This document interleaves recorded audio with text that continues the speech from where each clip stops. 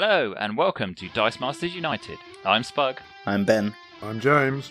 And I'm Peter. Coming up in this episode. We're in the home straight.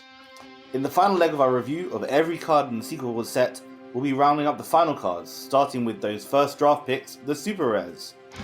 And then we'll move on to the basic actions, which unusually have the chance to be crowned the most interesting subset of cards in the expansion. All that and more in the latest episode of Dice Masters United.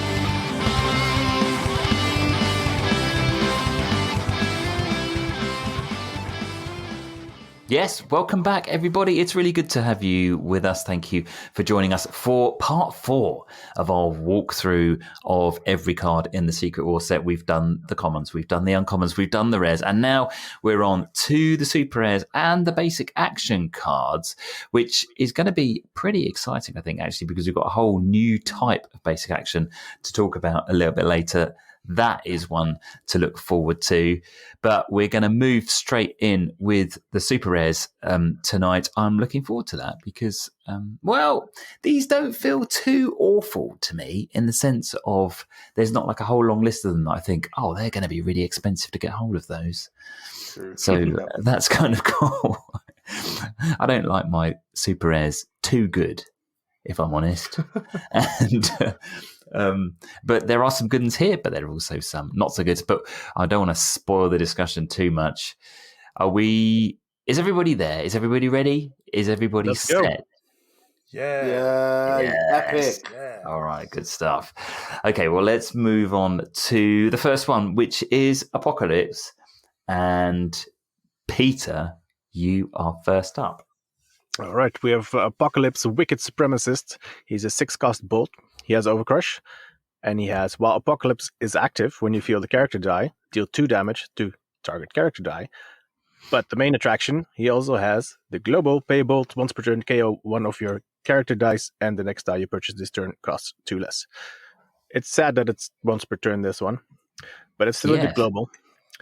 And his secondary ability is also pretty good. When you feel the character die, deal 2 damage to target character die. Yeah. Would you choose it over Dark Phoenix? Probably not. No. But then But will Dark Phoenix forever be in the game? Probably as long as this will, though, won't it? Yeah, quite possibly. It seems like a weird balancing thing for sure. Because you've got, once per turn? Because you don't want your opponent to use it too much? Why are you saying balance? No, it just seems like a weird balancing decision for them. Oh, I see what you mean. Once per turn, rather than, we already have access to the Dark Phoenix Global. Why make this one worse, strictly? Yeah. Well, do you think it is sort of an evolution of the global? They want it not to be overused in future, and they think maybe this might be the way forward once they've rotated out the Dark Phoenix set? Possibly. Maybe it's the idea that in draft it's really strong with something like Terrax. Maybe. I don't know. This is an odd decision. The one that does damage to opponents' characters when somebody is KO'd, yeah. It's not like you're likely to draft the super rare Apocalypse and the rare Terrax. Yeah, that would be. If you do, you've basically won already, haven't you? You're going to be winning at life if that's the case. I did do a draft where someone passed a super rare Constantine in their first hand to me. Wow. So, yeah. Anyway. That's pretty cool. We probably should pay attention to the rest of the abilities because we know Dark Phoenix Global is good. The rest of it's pretty good as well. Yeah. Yeah, it's like Super Thor, but you can't target the player. Or it's like Jubilee, but it's 2 and not to the player. It's all right. It's all right. It comes down to whether you prefer that or one of the abilities from the Dark Phoenixes. Which basically is the one, there's the really cool one where you get to reflect the damage back, which appears on Phoenix Force Cyclops in this set. Yeah. And then there's the other 2 that I can't remember that involve. They all do good stuff with X-Men, yeah.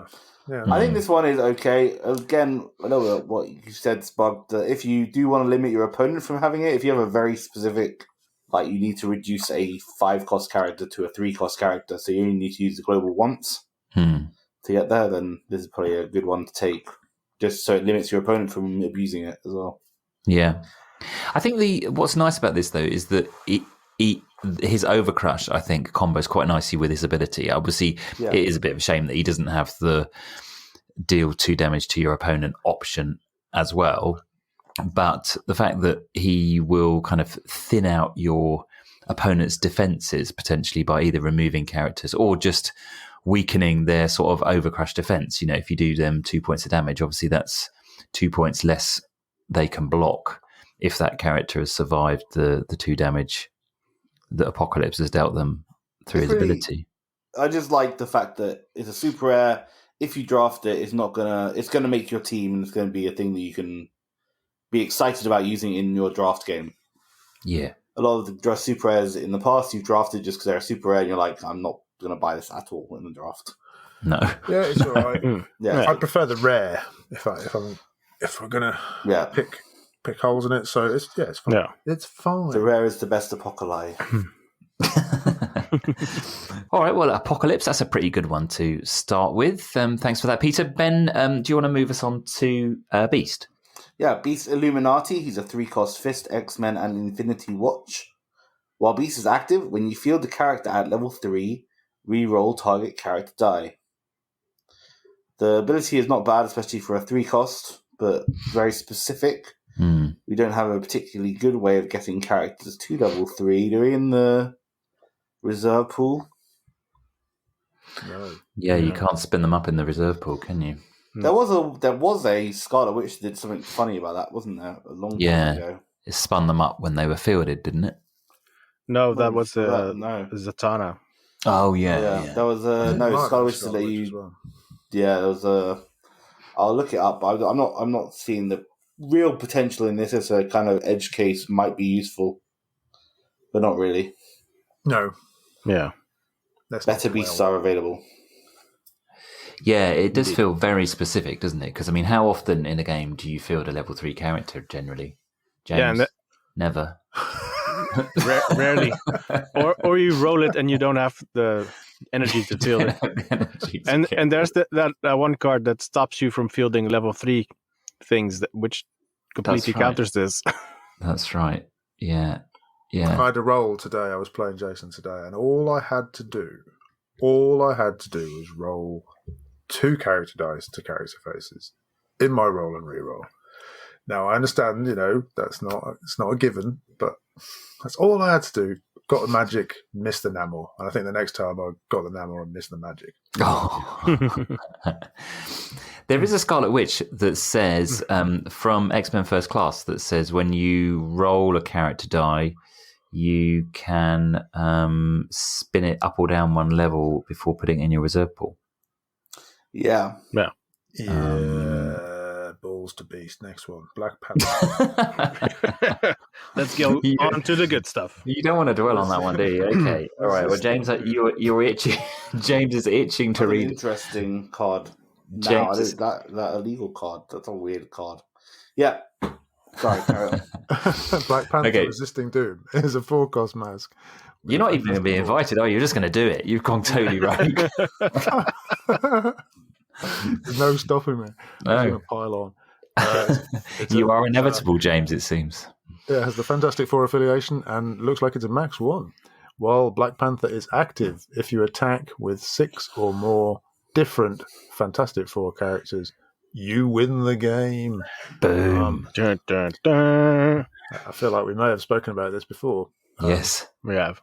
Well, first of all, the die is great, and it only costs 4. So that's pretty. I like that straight off the bat, even if it didn't have an ability. Yeah. Because it's got almost Thanos stats. So yeah, good for him. 4 cost, jolly good.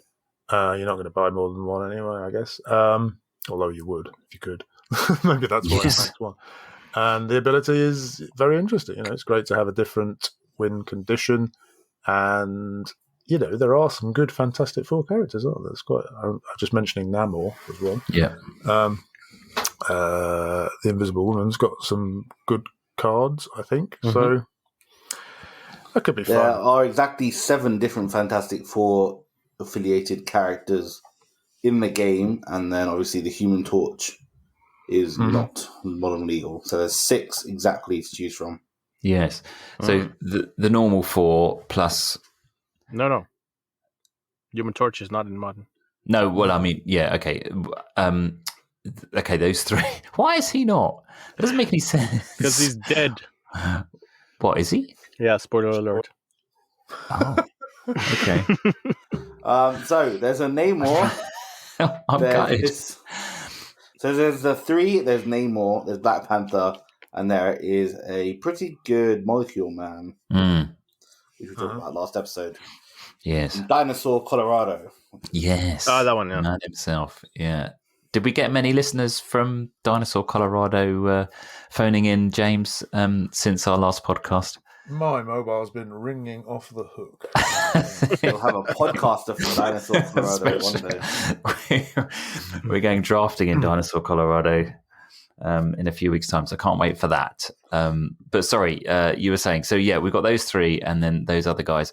I mean, realistically, always great. We talked about this before, haven't we? When it first was spoiled, it's really great to have a new win condition. Realistically, is it even approaching competitive, do we think?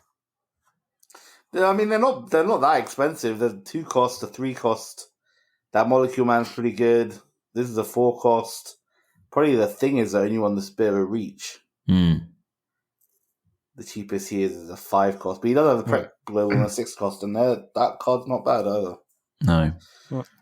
I mean, how many in the field is a struggle though. Yeah, realistically, how many turns would it take to assemble that in a field? It's probably going to take you. That would take me several games. Probably a best 7, right? I mean, it's not that bad, but it's not something you're going to be able to pull off in the draft, most likely, because there's only one Molecule Man that has the Fantastic Four affiliation, right? Yeah, it's rare. Yeah. I mean, to be fair, if you put it in the draft, you're just going to be trying to gather as many Black Panther dice as you can. Mm-hmm. And, for sure. Just field them as 4 costs. Buy them as 4 costs because their stats are so good. But yeah, I mean, it's going to take probably, realistically, 10 turns, do we think? Well, to get them actually in the field as well, because you've got to roll them. Yeah. I like the thing. We'll come to that later, but there are ways of doing it as a surprise. Like on the once you've bought them. I mean, you've still got to buy them, of course, but you can suddenly spring something. I think you can probably work it out where you could, in a perfect reality, get them all out on turn 8, probably. And that's your best case perfect scenario. That would require control, though, wouldn't it? And how much control is shared amongst them? There's the Namor with there's either. Oh, it's probably not even that one, is it? Oh, I need another tab with the dice collection. It would take the prep global for the thing. I mean, the thing is, there's a lot of potential in that the Molecule Man by itself, slowing your opponent down. It's not feasible, really, but in casual... Yeah, it's good fun. It's cool. Yeah, it's cool. In single affiliation, it's pretty cool. Yeah, definitely. Yep. Yeah, that's right, yeah. Yeah, as long as their single affiliation isn't the one that has Typhoid Mary in it. And nothing else. And then you're knackered. Bring some removal, obviously. Yeah, well, you haven't got any space. You've just got to play. On the basic actions, sure. Yeah, true, yeah. A force attack. That'll do it. Yeah. I mean, realistically, what's going to happen if you play the Fantastic Four is you're just going to win by having Human Torch and then fielding a bunch of cheap Invisible Ones, Yeah. Yeah, and then you get them down to 1 life, and then you attack with 6 characters and win. Yeah. Just to tick off the achievement. To be fair, there's a 2-cost Human Torch as well, so actually, 2 costs. That's cool. Not in modern, though. Not in modern. No, not in modern, sadly. No, exactly. Okay, well, Peter, we have talked about Black Panther before, and he is obviously great, and he's a card that everyone's going to want to get, but probably not Mr. Competitive, I wouldn't imagine, for those people who are operating at that end of the spectrum. So let's move us on to God Emperor Doom, Peter. Yes, Destroyer of Worlds, 7-cost shield character. He has Iron Will, and while God Emperor Doom is active, the first time an opponent uses a global ability each turn, they lose 2 life. So we've seen similar abilities before. This one is not quite as powerful as the Jinzo of old. It really isn't. And so I think at a 7 cost, it's just not enough to make this worthwhile. No. And let's not Let's forget talk about Lilandra, Peter. Yeah. Yeah. And there's Lilandra too, which is current. cheaper. And cheaper. Yeah, and obviously Lilandra, she does it for every time they use a global ability, not just the first time. So it's way more punishing. I mean, the only actions, no? Also, sorry, Also James? actions. Yeah. does she do? She does actions as well, like Jinzo. Yeah, that's right. So it's yeah, much better, cheaper, better. Not just the first time, more things. Not And even Nibra. Stat wise, not even that miles away either. no, they're not. No, because these stats are quite poor for 7 cost, aren't they? Really? Yeah. Harder to get rid of with Iron Will. Yeah. Iron Will's alright. Yeah. But, Yeah, I mean, this is Do really. you really want to seriously buy a underpowered. 7 cost to stop Overcrush? I don't think so. No, it's not gonna. This is not gonna win you the game at this price point. I I really think don't this think. wouldn't even get played if it was just like all times they used the global ability. It's only the Because of first it being time. Not at so- 7. Yeah. No, you just choose Lilandra every time. Yeah, absolutely. Yeah, it's a strange one. It's a strange one, and I don't think this will be a particularly popular one. So, shall we shuffle on, Ben, to Invisible Woman, please? Interdimensional Adventurer, 6 cost mask, Fantastic Four affiliation. When fielded, reroll 2 target character dice, and all of your character dice get +3 attack until the end of turn. Pretty cool. Yeah, Pretty expensive. yeah, But pretty cool. yeah. You can buy a couple of them as well. That'd be pretty It's cool awesome. twice. Yeah. That'd be very fun if you could buy more what's than it one of called? it as well. The front line on legs. Yeah. Oh, it is a fun one, like, It's not even just unblocked. Almost. It's really good. Yeah. Yeah. It's True. better. Actually, Yeah. It is actually. Doesn't Yeah. require. It And even if helps you got- Overcrush. If you got multiple of them, They stack. you get +6 Stack. and reroll. Mm. Removal. Yeah. That gives you a whole field of buff. That's pretty strong. That's just a team in itself, isn't it? That's the it's basically- sidekicks plus front line team. Basically. It's really good. Yeah. It's really good. And you pair it with what? Is it? Well, I mean, it might even, I suppose, Captain Marvel with it, the 4 cost that gives everything a +1A and +1D buff is maybe a bit of a winning more card in this context. But yeah.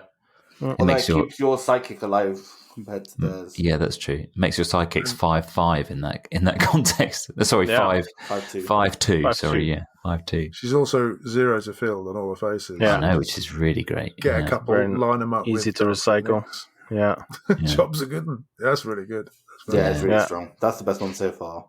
Definitely, yeah. Yeah. Yeah, and my wallet is feeling this one because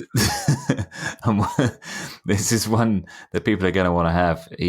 She's really good, and she might have taken her time to make her debut in Dice Masters, but this finally feels like a 6 cost that is actually worth buying because she can help you win the game, as opposed to just annoy your opponent or do something else sort of utilitarian. So. Yeah, she Invisible Woman in general is pretty great across all her characters. Yeah, no, that's definitely true.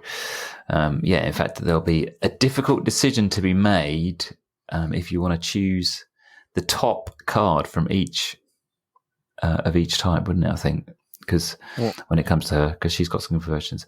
Yeah. All right, well, That's another Jake- episode entirely. indeed it is. Yeah, James, give us Jane, please. Oh, actually, Jane Foster, League of Realms, 5-cost shield with the Thor Core affiliation. While Jane Foster is active, reduce damage from opposing characters' abilities by 2. When Jane Foster is KO'd, you may move a fist. I assume that's a fist die with It purchase is, yeah. cost 5 or more from your use pile to your prep area. And she has a global pay. 1 generic spin target character die that was fielded this turn up 1 level. That's a pretty nice package. A lot In of all. stuff happening. There's Yeah. a lot going on there. So you've got the Iron Fist as of old ability of the Yes. moving the fist character, right? Which is interesting in itself. Mm-hmm. And then you've got Iron Fist on steroids. Yeah. Damage reduction ability. Because he was just reducing it by 1. This is reducing it by 2, which stops Super Rare Thor. Yeah. Pretty Thematically nice. Yeah. Yeah. She's also got much better stats than Iron Fist. And the global is quite interesting. You're gifting it to your opponent, obviously, but as you are with any global. It's quite useful. Jason's played that a few times, and I've definitely made use of it. Leeching off it. I mean, in a way, it's as effective as the Orion global. Yeah. Because you're gonna, if you're gonna want to spin a character up, you're gonna want to do it on the turn it's fielded. Probably, generally. yeah. And generic is dead handy for sure. Yeah, that's definitely better, isn't it? Rather than it being a specific type of energy. Yeah. This and Invisible Woman, both very good. I find it hard to choose between. I want both of them, please. The 5 cost is very nice. I feel like they could have put this at a 6. Yeah. You think it could have been 6? Yeah, I think it could have, and no one would have really complained. No. What did the golems do? This is similar to one of the golems, right? No, I think the point was using the golems with Iron Fist, because you would fabricate the golem into your use pile and then immediately... The golems used to redirect to them the damage. Oh, I see what you mean. That's right, yeah. Yeah, but you had one golem that redirected damage to you and the other redirected damage to other characters or something, I think. The clay one, wasn't it, I think? Yeah, and this one redirects all the damage. Or just denies the damage. No, it doesn't redirect, it just stops it. Yeah. Yeah. So this is like... this is very good. Mystique, but a lot better. She's Iceman's nightmare, isn't she? Yeah. Iceman and Thor is a big thing. Yeah. And Thor, yeah. Yeah, definitely. Thor, with the advent of Doodah, whatchamacallit, distraction is could well be a force to be reckoned with. So I can see this, Yeah, this is going to spoil some fun. For sure. Indeed, yeah. Jane Foster, another good one. Okay, Peter, it's time for Kang. Kang, rewriting history, 5-cost mask. He reads, while Kang is active the first time each turn, one of your dice would be KO'd, rerolled, or spun to a different face by an opposing source. You may instead roll that die. If it shows a character face, it stays in the field zone on that face. That is a lot of text. I stopped listening after active. So basically, if one of your dice would be KO'd, rerolled, or spun to a different face, you may instead roll the die, and then if it shows a character face, it stays in the field zone. So yes, you've got a 50% chance of not losing your character. Of not losing the thing that you would have otherwise lost. It gives them a very cool regenerate, like a better than regenerate ability. Yeah. Although the re-rolled bit doesn't really make a lot of sense because you already have 50% chance to keep it. If it was re-rolled, you may instead re-roll that die. Well, I guess that gets really a 75% chance, though. No, they don't get an extra re-roll. It's a replacement. No, but you could choose to. So if they re-rolled one of your characters out, no, because it's a replacement. It's if it would be re-rolled. Yeah. So they don't actually re-roll it in the first place. Well, is that what they mean? You're going to re-roll my die? No, I'm going to re-roll it. Take that. Power move. Okay, I can say. Okay, surely they mean.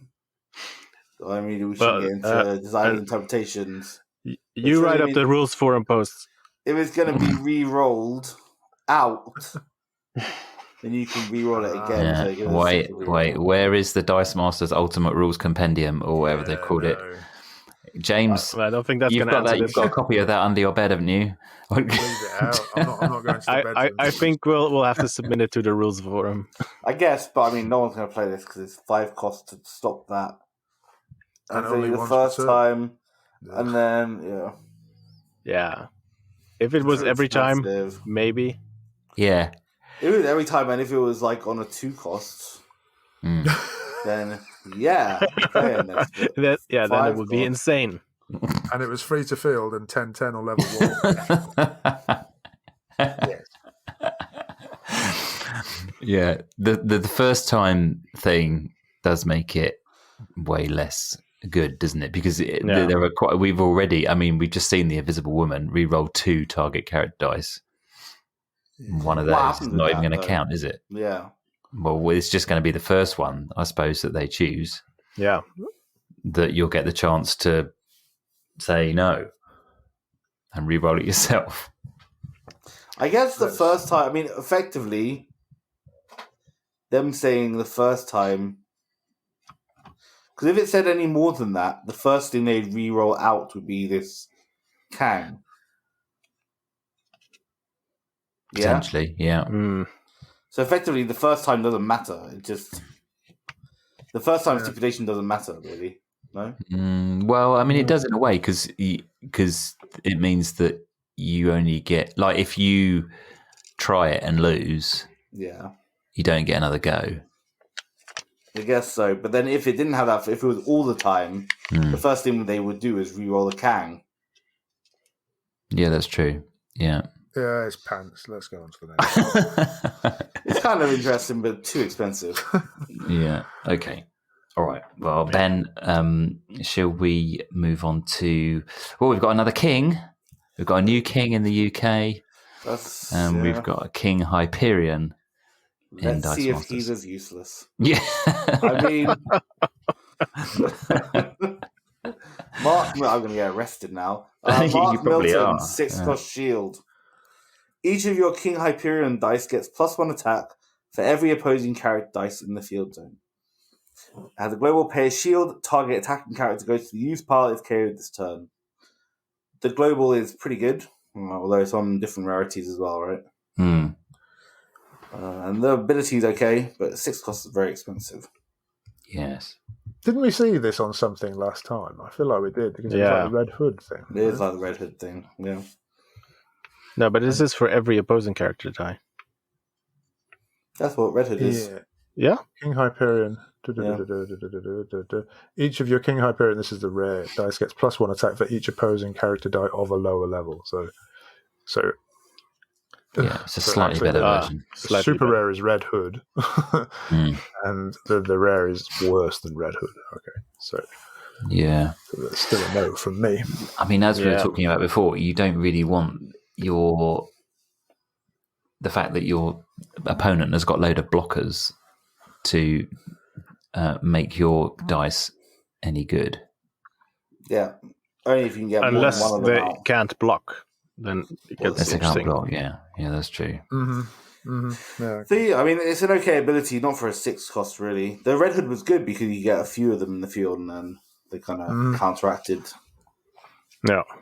Everything. Yeah. No, but he's that's not all hail to this king, is it? Really, I don't think. No. Let's move on to Molecule Man. James, you got another one you're going to enjoy.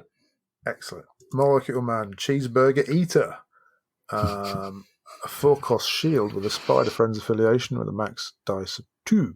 While Molecule Man is active, your Spider Friend characters cost 1 less to field, cost 1 less to purchase, and return to the field zone after they deal combat damage to your opponent. Rock on.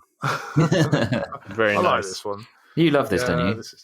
This is a lot of fun, I think, with stuff like Spider-Gwen, who's got, as we may have mentioned, really nice stats, and is unblockable on her level 1, which is maybe not ideal, but flinging them across the field, paying less for them in the first place. She costs nothing to field anyway, so that makes no difference here. But you pay 2 for it instead of 3.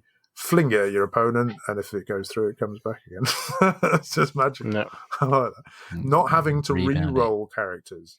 Not having to lose them to your bag and then subsequently having to re-roll them. Anything which obviates that is right up my alley. Yeah. Do you think this could make an actual competitive team with, like, the rare Spider-Man, for example? The Public Menace from Infinity Gauntlet. Yeah, this is pretty gross. That seems like a really good combo, huh? Yeah, so he's the one that when he attacks, he spins down an opponent character. He's not Spider-Friend, though, is he? Is he Isn't not? he? Isn't he? I don't think so. Maybe not. He's Spider-Man. How can he not be a friend? How can he not be a friend? They didn't do He's Spider-Friend not. affiliations for quite a while, I think. Yeah. This is a real appearance of them. Lame. Okay, They that knew was this a was very coming, good and comment. they knew it would be too good. That's why it doesn't there have is the a Spider-Man Spider-Man affiliation. that has a global which gifts Spider Oh, affiliations, but obviously you couldn't have that Spider-Man on the same No. team as the Spider-Man. No, there's what is there? it's also There's- not modern, well, right? There's an Ultimate No, it's Spider-Man coming up that grants Spider affiliation. There you go. Is there? We'll get to Ooh, him in a bit, Oh, okay. but I don't think he's that good. Okay, never mind. This is a good card though. But hey, He doesn't have the Spider Friends affiliation himself, though. That's Spider. No, yeah. Oh, yeah, there's not actually very much with Pants. the Spider Friends affiliation in modern, is there? In modern, but No. let's hope it's a sign of things to come. I like the Spidey Friends affiliation. It's good. This Molecule Man is fun. I don't know if it's a bit like the Black Panther, Yeah, Mm-hmm. nice in a thematic team. which is kind of what you want. Yeah. Well, James like is a fan, so let's It was not good with rain that on James his Foster. parade. Sorry, the Spider-Man when we played it, wasn't it? Yeah, it is good. That I mean, it needs, like as you say, it needs that Spider-Man from Infinity Gauntlet, the rare, to have that affiliation, which you can do, as you've said. So that's a 3-card combo. That's pretty good, I reckon.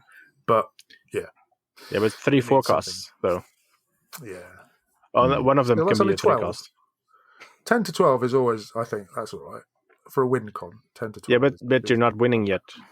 That's true. But No, you need to buy several of the rare Spider-Mans, I was thinking. yeah, all right. Yikes. Maybe it needs something.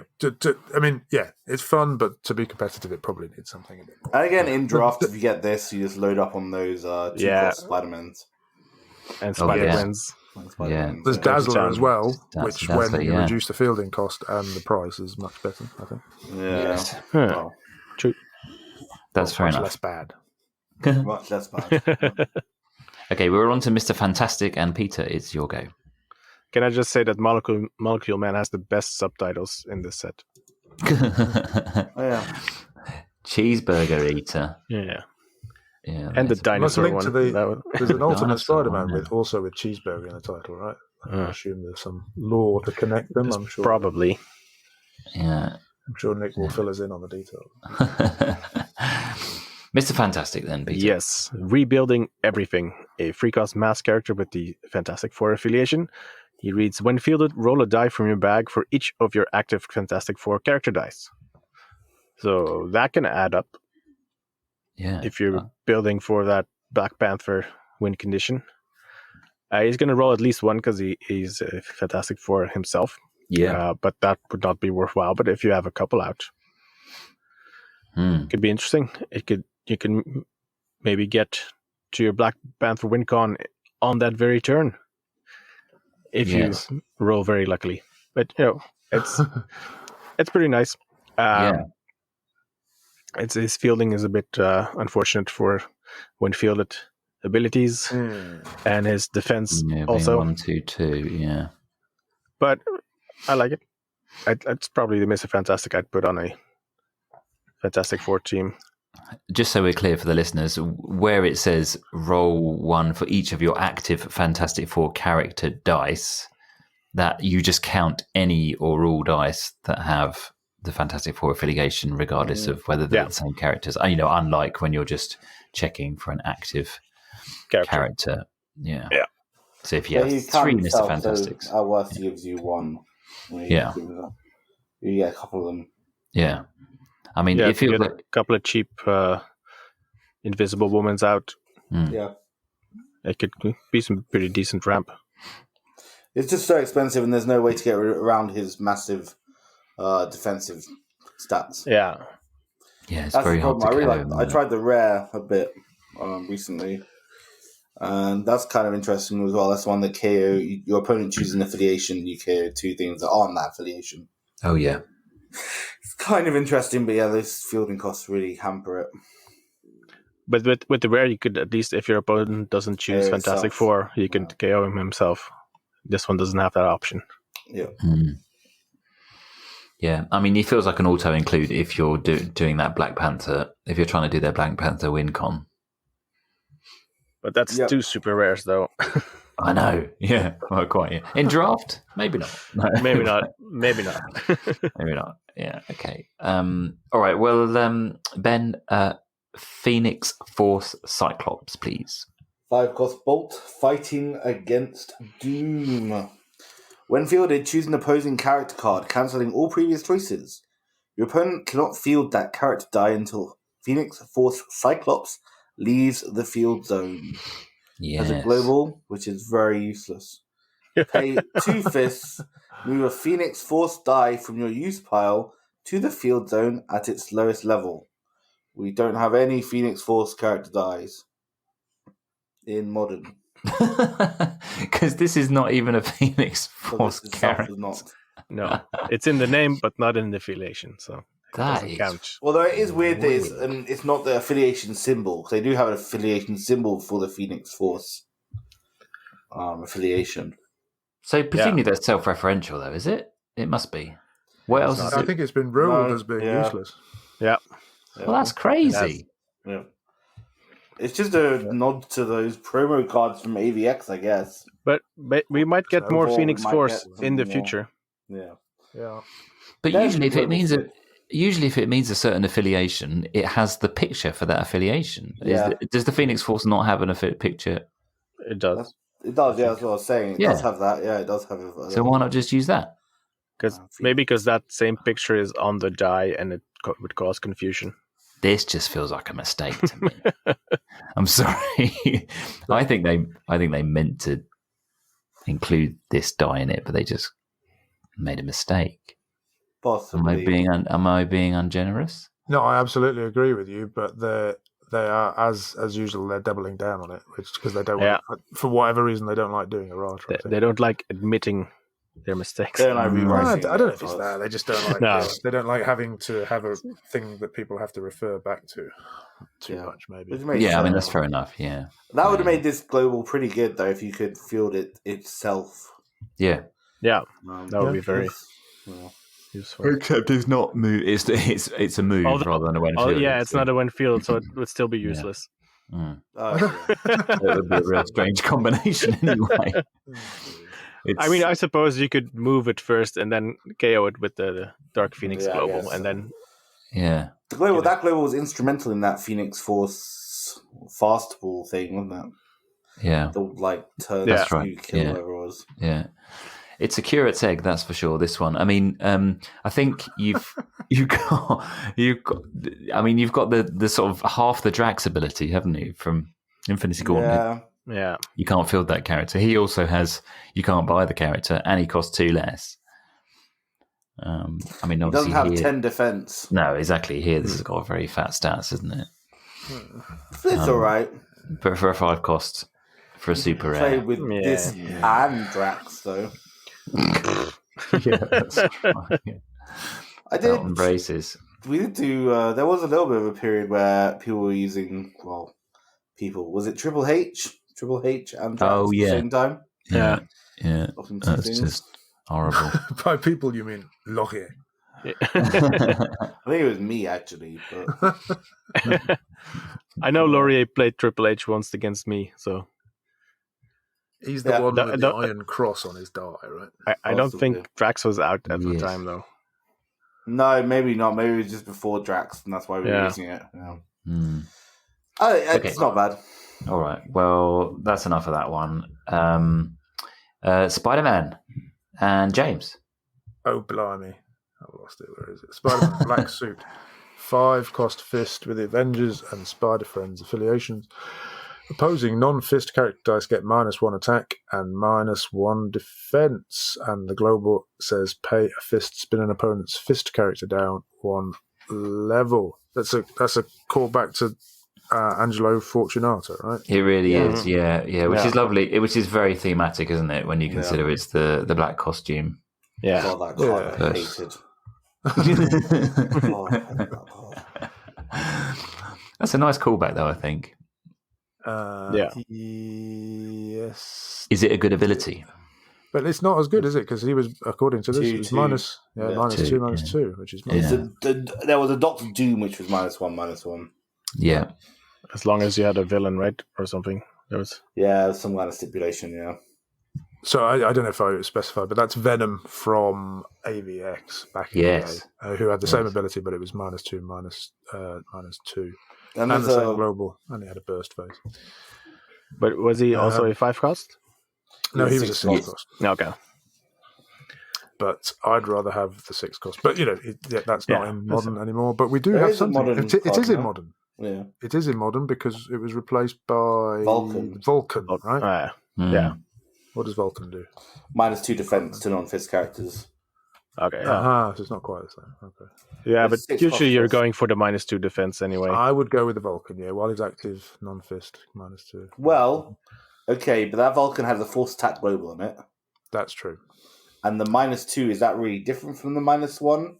Effectively, the -1 gets rid of sidekicks, which means your opponent can't field sidekicks, which is interesting. So, I don't know.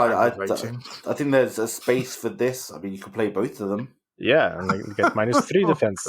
God blimey. Again, 3 defense. Don't go putting ideas in people's heads, please. I also like that the Venom always had that pair of fists to spin an opponent's fist character down 1 level. I hated playing against it, but at least I can spin it down. The stupid thing. Yes. That's great. But in that case, it wasn't a bad thing because he had a burst phase. No, but I think the burst was on the top levels. Oh, was If I'm remembering correctly, that you could spin it out of the burst phase, which gave fist characters +1. That's right. Yeah, you could. Yeah. Levels 2 and 3 were with a burst with the old Venom. Yeah. But yeah, I think I would like to play a team with both this and the Venom one. I think that would be a thematic. With thematic, yeah. Warfare. Sure. Yeah, if you want to make thematically awful. If you want to make someone quit the game, then Yeah. I think this is quite good, actually. I would be very interested in playing around with this. Yeah. No, it's amazing in draft. That too. Yeah. Yeah, But also on a team where you want to get a wider field. Yeah. Like something like this. Yep. Like that Invisible Woman, for example. Like Invisible Woman, exactly. Yeah. That's horrible. Okay. Well. Yeah, no, it is another strong secret. That is true. Yeah, it's 5 cost. Yeah, very good. Reachable. Okay, Peter, Star-Lord, please. Star-Lord Black Vortex. It is a 3 cost fist character, and he has Team Watch, deal 2 damage to target character die, and prep a die from your bag. Yes, so he can make use of all the millions of Guardians of the Galaxy characters that are in this set. Or you could give him another affiliation.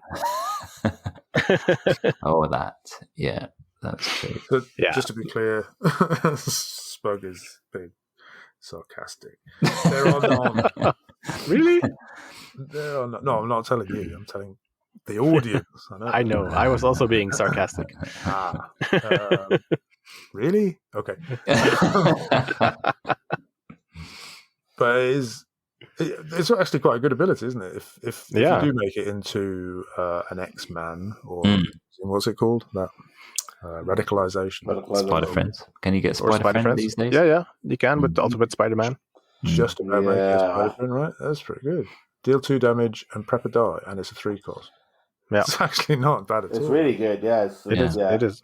Yeah, its affiliation is unfortunate, but if you can get him to work with another affiliation, it's really quite good. Well, but also only in draft, right? Like, there's still a bunch of Guardians from Infinity Gauntlet. on it. The Rocket Raccoon's pretty good. Yeah, sure. So. Yeah, and that one does damage when he's fielded as well, doesn't he? That rocket. Yeah, so you've got a nice sort of synergy of. Yeah, that could even take out like 5 defense tokens. Because he does 3, does he? Rocket. Yeah, Rocket. He does. He does an attack. 2 to his attack. Yeah. So that's going to be and his level 2 and 3. He would deal at least 3. Oh, that one, yeah. Oh, yeah. Did that do the same as an old rocket as well? Yeah. That's what I don't mind that. That's quite good. Yeah, I think the only black mark he has is obviously his fairly high fielding cost. He's a 1/2/2, which for a 3 cost. Yeah. At least he's the one active. Could you do it with the Corvus Glaive? What's the Corvus Glaive's affiliation? Which one are you talking about? I'm just thinking about when fielded KO it. to reduce. I'm just thinking about self KOs. Oh, I see. He's just a villain. I think Corvus is just a villain, isn't he? I think. Yeah, he's just He is a villain. We do have a villain maker global, Ebony Moore, but it's a bit expensive. it costs 2. Yeah. I mean, but he does. He ticks 2 boxes, doesn't he? He's got a little bit of removal and he's got some churn, which is really cool. I think there's something there with that rocket. I think that's quite good. Yeah. That's all right. Nice combo. Thumbs up for Star-Lord. Okay. James, I think it's you, isn't it? And it's Thing. I think I don't know if it is me, but I'll just read it. Thing, idle to millions, 6-cost fist, Fantastic Four affiliation, max dice 3 for whatever reason. Iron Will, when fielded, roll 3 dice from your bag. And he's got the prep global, pay a fist once per turn. On your turn, prep a die from your bag. That global is on something else as well. Is it in this set? I'm not on a super rare. Wolverine. Is it on Wolverine in this set as well? Or is it just... No. No, okay. So the Dark Phoenix Wolverine has it. Okay, the global's good. No, Wolverine uncommon. Yeah? Yeah. No, The one that when it carried the character, the good Wolverine, the one I like. Carry the character die, put it in the prep area. Put it in the bag instead of prep area. Sorry, my bad. Oh, well, yeah. If I was choosing between that and this, I'd probably go with the Wolverine, but I it's thought got you liked this something card. to offer this. I quite like the fact that it rolls 3 dice. I like that surprise aspect to it, but it is when fielded on something that's really hard to KO. Really hard to KO. Yeah. Because it's got Iron Will, and I think we established that that's not good for Phoenix Force, right? It needs to be damaged. Dark Phoenix Global, right? It needs to be damaged already before you can knock it out as the cost. Yeah. And he's got quite high defense, certainly on 2 of his levels. It's overcrush protection, and it's rolling 3 dice, which is fun. But I'd probably still go with the Wolverine. Horses for courses, though. The rare Kang that lets you add dice to your bag. Oh yeah, is pretty cool. You can get around Iron Will. Okay. Let's use so the rare Kang at the start of your turn, add 3 dice from your field into your bag, and it lets you draw 7 dice instead of the 4. Oof. So you throw this into your bag, draw it again, roll it, field it, roll another 3. That's a lot of dice. It is. No. But I feel like it costing 6 though. It's prohibitive. It's not going to give you the dice at the right time unless you're trying to do that Fantastic Four win condition, which might work. Yeah, that's right. Yeah. He's No, it's 3 dice from your bag is not to be sniffed at, is it? But you wouldn't be mad about spending 6 for it, I don't think. No, but inevitably you get that annoying thing where, you've been waiting to draw a character, you draw it, then you get one chance at rolling it, you miss it, and then it disappears in the bag for a bit. Yeah.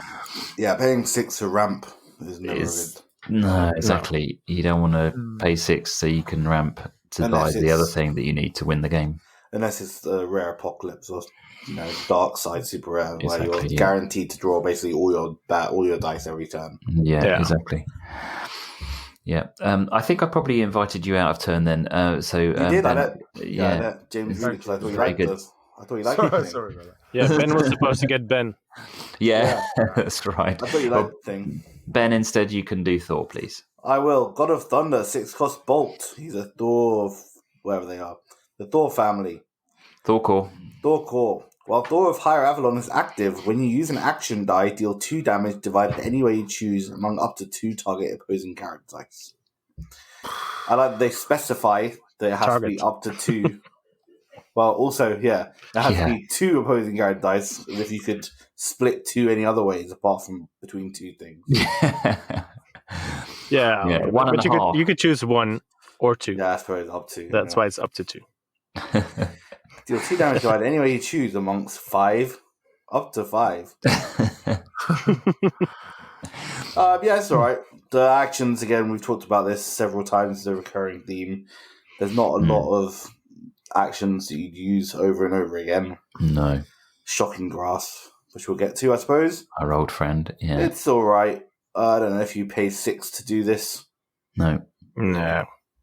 It's underwhelming compared to the super rare Thor from Infinity Gauntlet. Yeah, Indeed. definitely. Yeah. Definitely. Yeah, And you can get Jane Foster stops it very dead. Yeah, totally. Yeah, it's Yeah. not particularly good. This is not going to be on many people's must-have lists. No, but again, if Apart you get from it in collectors. draft, you won't be mad about playing it. No. No, if you can And you tailor probably some would cheap buy it. actions to go with it, then that wouldn't be too bad. Yeah. Okay. Well, finally, it's Ultimate Spider-Man, Peter. Yes, he's a forecast bolt character with the Avengers affiliation. He has a recruit, a shield character die, and he also has when fielded, choose a card on your team, replacing all previous choices. It gains the Spider Friends affiliation. Hello, Star-Lord. Indeed. Yay! Recruit is still not very good, but No. it's a nice extra, I suppose. But giving something the Spider Friends affiliation could be pretty fun.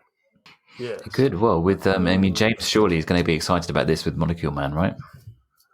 I'm just looking for unblockable in the team builder. Actually, what's the most interesting? Yeah, it's unblockable stuff. Drow bloody mercenary. That's not legal. Not modern legal. Is there nothing in modern? With power? Jane, there's a Spider Gwen, which is I need to look for cannot be blocked, right? Yeah, You get from that cannot. You get the storm that makes something unblockable with 3 or less attack. Oh yeah, it's But hard to that's search for unblockable things now because they're not. Or maybe I'm just incompetent. It doesn't say I tried cannot be unblockable, blocked. isn't it? Yeah, unblockable is not a keyword, is it? Right. Yeah. And it probably should be. Anyway, nice. yes, that's definitely worthy of exploration. I think that those two super rares together, I will be proxying. I don't know about you. To be fair, I am proxying everything at the moment because my cards, which I ordered direct from from WizKids, still haven't come. Come on, WizKids! Bloody hell! They're in the Netherlands, Peter. If that's any. I'll pick them up for you. Yeah. No, they seem to have lost them. Oh. Also need to chime in with the weekly recruit is terrible. Yeah. Yeah. Still is. I don't understand why this is Spellford and the Spider Friend. Like, at least give this Spider Friend itself so you can discount the Molecule Man. Yeah, that would have been nice. That is strange. But, Yeah. I mean, he can temporarily give it to himself, can't he? But it's a theoretically powerful ability. I'm not sure it actually has much place currently. it's interesting that it chooses the card, though, isn't it? So it almost like it is designed to work with Molecule Man, because then if you're targeting the card, then presumably you can then use the discount. Yeah. Purchase discount, the Molecule Man. The thing is, though, you're spending at least one to field Spider-Man, which cancels out the discount you get from Molecule Man. On that turn. Yeah. But on other turns. Well, actually, the Spider Friends thing wouldn't persist, would it? Okay, so that's an interesting conversation, yeah. When does the Spider Would it not? Does it persist? Presumably it doesn't persist, does it? I wouldn't have thought so. Surely not. I mean, everything else will evaporate at the end of the turn, so this surely can't be any different. No? One for the rules for him. I mean, I would say that's an open and shut case, Peter, personally. But... you never know. But, I mean... never assume. How was the... Yeah. What was the first example of that? The Joker or something? Which was, I suppose Loki was the first one which it stopped you from fielding. How was that written? You know, the old school AVX Joker. Oof. Gemkeeper. Loki Gemkeeper, yeah. Your opponent can't field. No, yeah, that also said while Loki is active. No. So this doesn't have the while. No. So what we're saying is this doesn't have the while active effect of keeping the ability. That makes it a lot less interesting. Yeah. Unless it's something you want to buy multiples of on that turn. If you have a 2 cost, and you could make it a 1 cost. Yeah. But that lined up with this doesn't seem that plausible. No. Yeah. No. So a bit of a damp squib for a final super rare, in a way. Is there a shield character they particularly want this to work with then? That seems to be what it's suggesting. King Hyperion.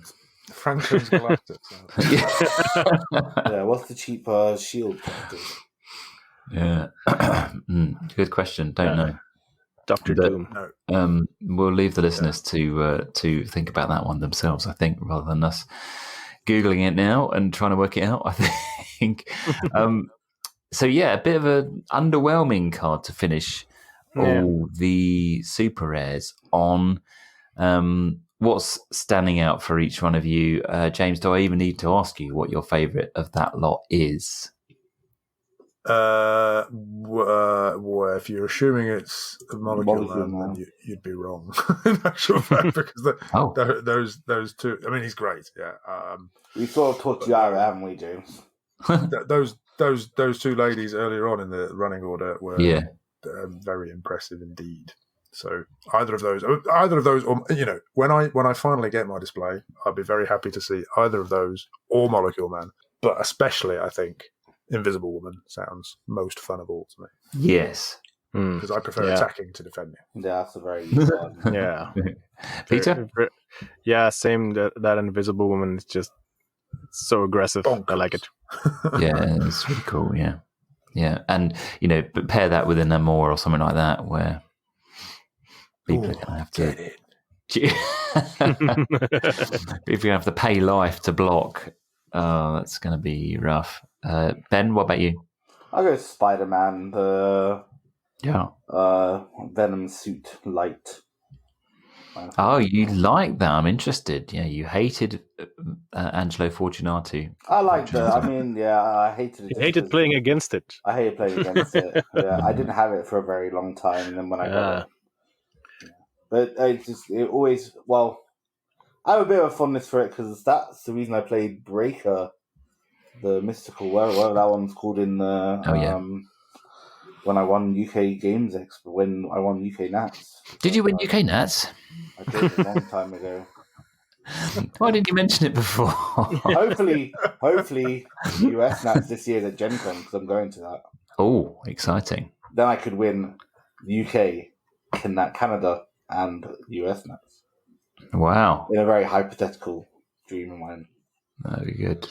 Yeah. Anyway, I have a soft spot for that Venom and this Spider-Man.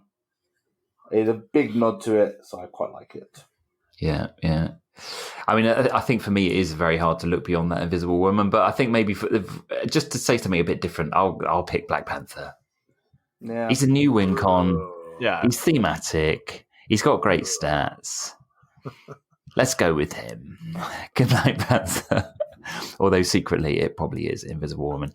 All right. Well, that is the super rares, the roundup of all of those cards. What is your particular favourite? Do let us know by using the contact details at the end of the show, and we might read your letter out in a future episode of the podcast. But with that, shall we move on to the basic action cards?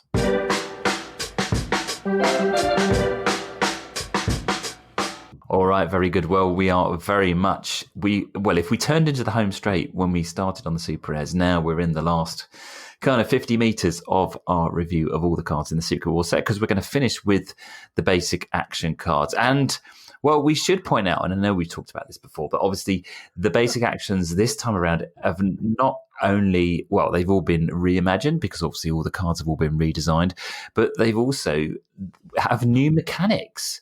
We have an epic basic action. In fact, an array of epic basic actions, which are, as the name would suggest, they're not just basic actions, they're epic basic actions.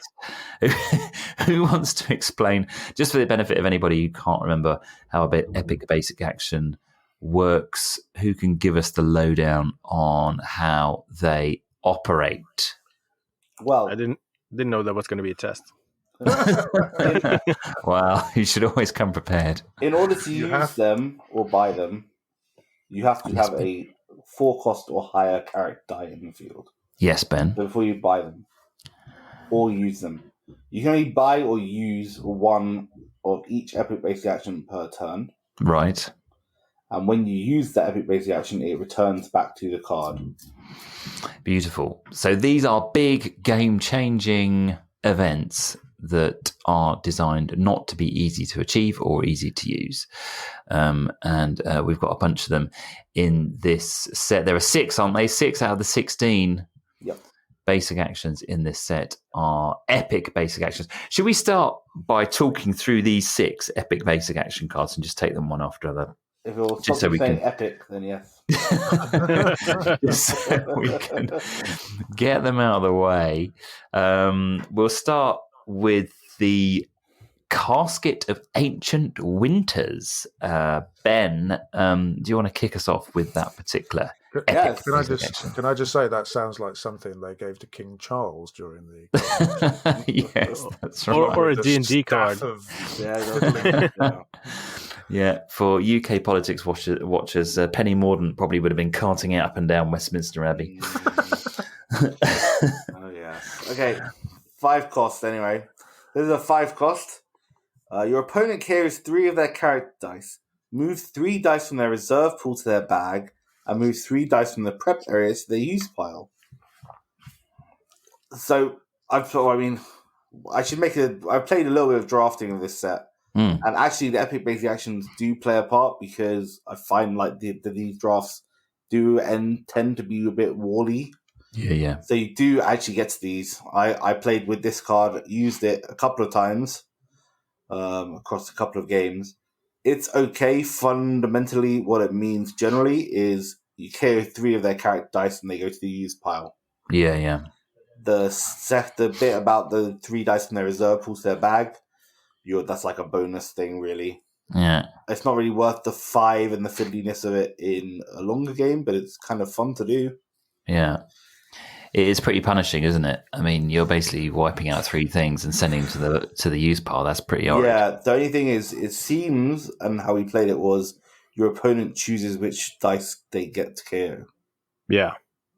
So That sounds like it, yeah. it's not particularly effective, other than it removes some sidekicks. Yeah. Okay. Yeah, but it removes them to their use pile. So Yeah, but then that might not even be that effective because at least it's not into their bag. Do you know what I mean? They're still drawing the thing they want to draw Well, yeah, but if they manage their bag effectively. True.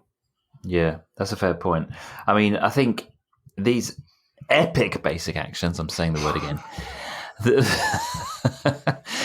these epic basic actions are designed to be kind of quite game-changing moments, aren't they? This doesn't feel like a game-changing moment. It's not epic enough. It's a pain in the butt, but it's more of a splinter than a kind of shotgun to the heart. Isn't Yeah, it, when really? I played it, it sort of thinned their field a little bit, and then I was like, okay, I can maybe attack through for 3 damage or something, but I spent an awful lot to get here. Yeah, and then you don't even get to use it. It's not repeatable, is it? Because you've got to go back to the card. Then you have to buy it again, and you can't You even buy it buy it again, it again does on the same 5. turn. No, Yeah, if this wasn't an epic basic action, I'd say it was really good. Yeah. As an epic basic action, I think it's fine. Too many hoops. Yeah. Too many hoops. Yeah, exactly. Okay, well, the next one, James, is the Cosmic Cube. The Cosmic Cube is back, but it will be in a slightly different form. It costs 6, and it says switch life totals with your opponent. Yikes! That is fun, but very janky. Wouldn't you say? I think it might be quite good for pulling off a dramatic reversal, but it's not something I'd want to rely on, and I've yet to figure out how that could be.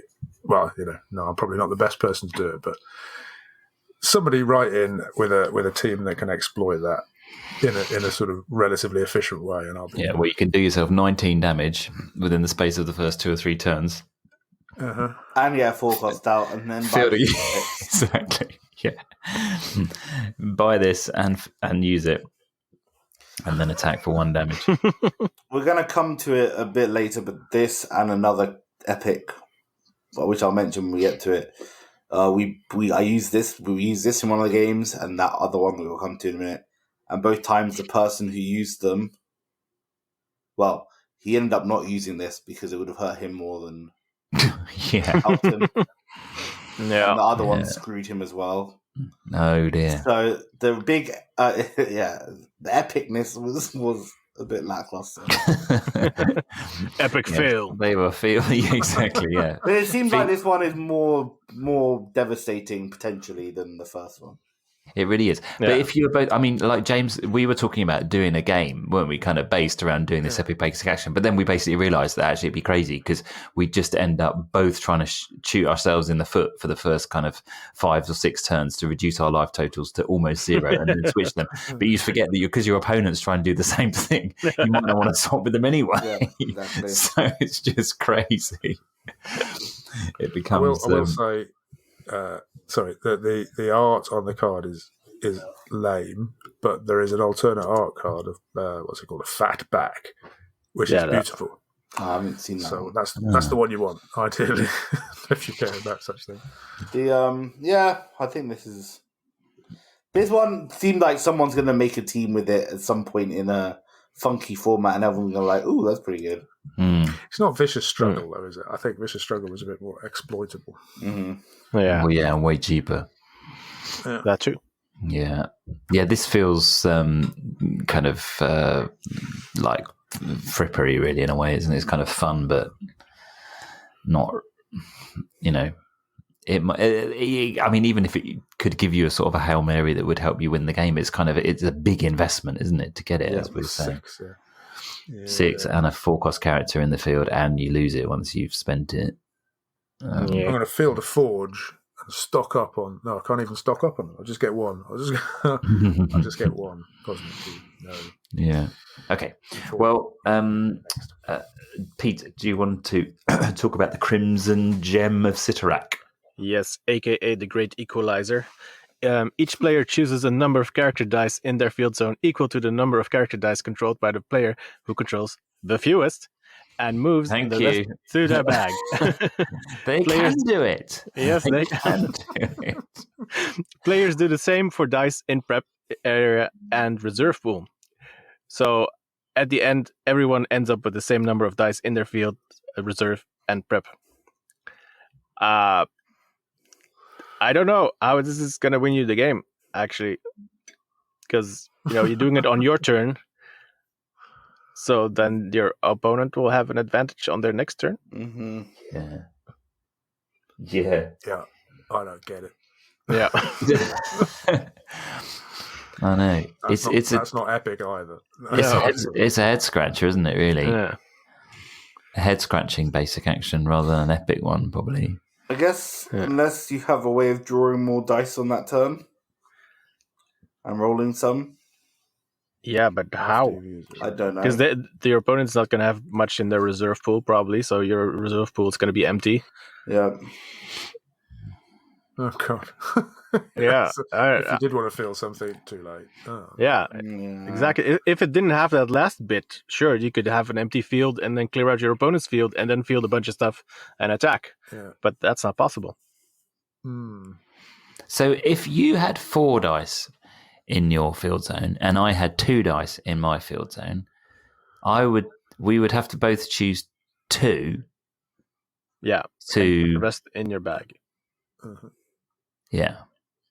So then I would end up having the same as you in the field at the end of this turn, right? Yes. We both have 2. So if I've got 3 apples and you take 1 apple, how many apples have you got? 2. You've only got 1 because you took 1. Anyway,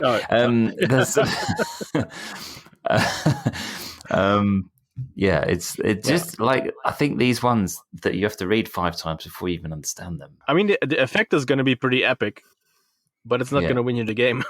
That's the problem. For sure. Okay, well, Ben, give us one that might actually be epic and talk about the Dark Hold, please. So the Dark Hold is 5 cost. You pay X life, draw and roll X dice.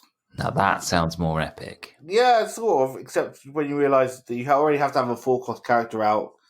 You then have to buy this, get it through your bag, then you use it one time. It's ramp.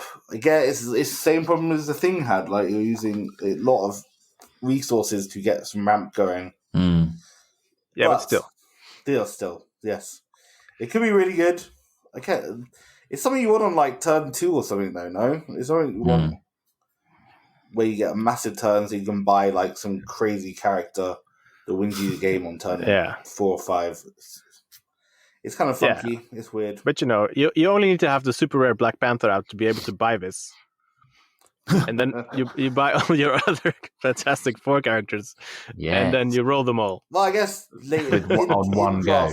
Draft would be kind of cool because you could pay to draw a lot of dice, and when there's like bags that are really heavy because you're not controlling your bag properly, it can be really good. You kind of want to pay like 5 life to draw 5 extra dice or something, don't you? Yeah. Can you overpay? Could you pay 19 life just to draw and roll? I don't know if you can overpay. Yeah, that's interesting. Unfortunately, you can't use 2 on the same turn. So. Yeah, that's right. Yeah, and then switch life totals with your opponent. Yeah, right? Yeah, that's a good point. I don't think you can. That would be the quickest way to lose life. Well, you can. Surely you can overpay. Why wouldn't you be able to overpay? Because you wouldn't be able to draw them. How the hell do I know how many's in my... Oh, I could probably look. Right. You can determine how many dice you could draw and roll. Yeah, it'd be very interesting in like a lowest life. The format where you're trying to get rid of life. Yes. Like I'm going to pay 20 life. It seems like a very big shortcut to that. Yeah, this is interesting. I think I'd rather play 5 for the investigative journalism. Yeah. I feel like also that it will give you 1 monster turn where you draw and roll loads of stuff. Epic turn. 1 epic turn, but then what?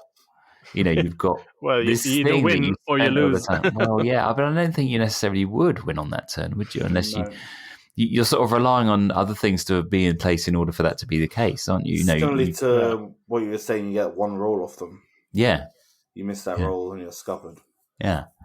And it sort of requires your... I mean, generally speaking, you're going to probably want to do this when your opponent's got a thin field, so you'll then hopefully marching through... You can steamroll them. Exactly, as James would say, and but it's I don't know. Again, it does feel more epic this because you're making a big choice, aren't you? Like you could spend half your life and roll 10 dice. That would be pretty cool. But this is just pants. I can't be bothered with these epic basic ghosts. What was that? They're a lot, aren't they? They are a lot. Okay, well, James, I mean, fire up with enthusiasm and talk about Infinity Gauntlet then, please. The Infinity Gauntlet, it costs 4, and it just simply says to re-roll all character dice. It's the snap. It's the snap. That is the snap, yeah. This was the one that ruined the person I was playing against. Oh, go on. Go on. I've got nothing. Well, we both had about maybe 8 characters in the field. It was like a wall game. We both had 8 characters in the field. Like 3 or 4 characters in their reserve pool they were about to field. They rolled them. They got 3 characters back. I got all of mine back. Oh, yikes. They bought a bunch of stuff because they had a bunch of energy. The next time I just swung through in one. Yeah, that's not good, is it? No. That's not good. How is this anything but a lottery? Is there a way to really? It's not turn this to your advantage? Energize with Kang, Super Rare Kang. You can say, "Wait a minute, that one I'll re-roll." That's true. Yeah. Actually, you can't because it's only when your opponent re-rolls the character, isn't it? Yeah. Yeah, that's a good point. Yeah, I'm sure there's some way with like a regenerate. Or wait, no, not even regenerate. No, wouldn't work because they're not KO'd though. There's some like I suppose if you use Franklin's Galactus, you have a bit better odds. Yeah, there must be something that energize reroll this character. I suppose with if you had a bunch of the dominoes, that's something new, isn't it?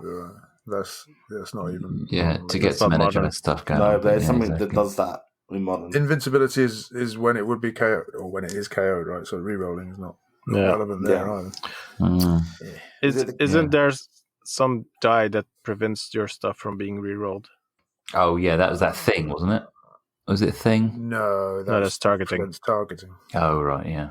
Oh, there's Captain Marvel or Marvel Girl, whatever her name is. 5-cost Ms. Marvel. Miss Oh. Marvel, yeah. She can't be rerolled, right? Oh, just her. Okay, but this won't reroll tokens, so there's that. Right. Oh true. no. So it's a sort of win more for Master Mold thing. Yeah. Exactly. Yeah. Yeah, I can't see a Master Mold player stopping by to pick up one of these on the way. Although No, I suppose they could if they wanted to get rid of stuff, but then they just buy Vanillus pack, wouldn't they? Yeah, which is just easier. Yeah.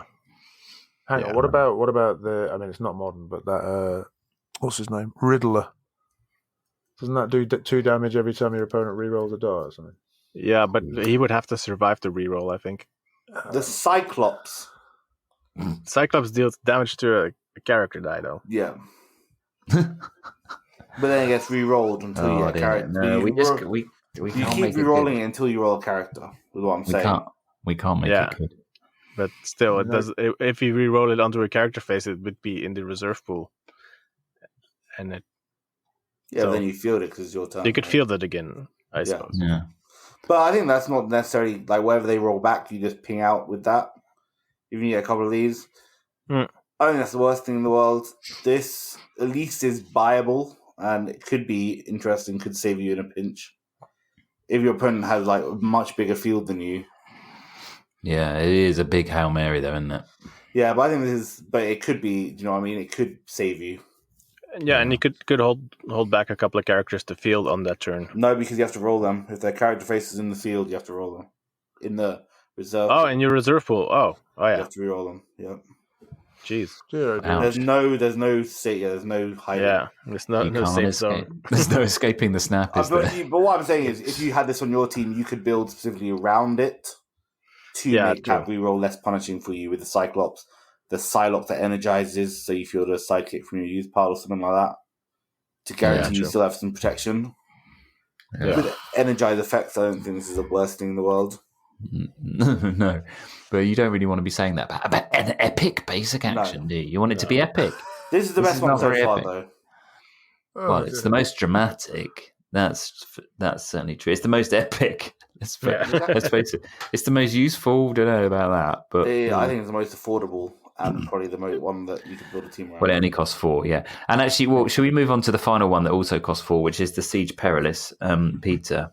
The Siege Perilous is each player rolls all dice from the prep area and use pile, and each player may immediately field all of those character dice for free, presumably the ones that they roll onto a character face. Yeah, presumably, yeah.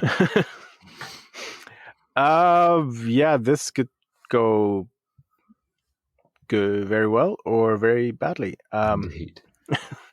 If your opponent doesn't have anything useful in their prep and used, this could be pretty good because you could buy some stuff on your turn and then use this and then maybe field it right away. And if your opponent only has sidekicks in their use pile, you would have decent advantage there. I'd say.